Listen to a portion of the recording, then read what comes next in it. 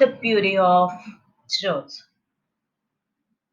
Once upon a time, a golden necklace was lost from a rich man's house.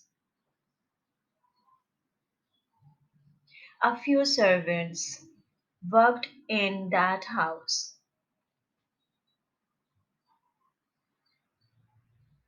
Naturally, it was suspected that any one of the servants had stolen the necklace. Each of them was asked, but nobody confessed the guilt. So the master of the house lodged a complaint before the judge. All of the servants were summoned to the court, but all of the servants denied the charge. Then the judge hit upon the plan. He given each of them a stick of the same length and told them to submit them to the court the following day.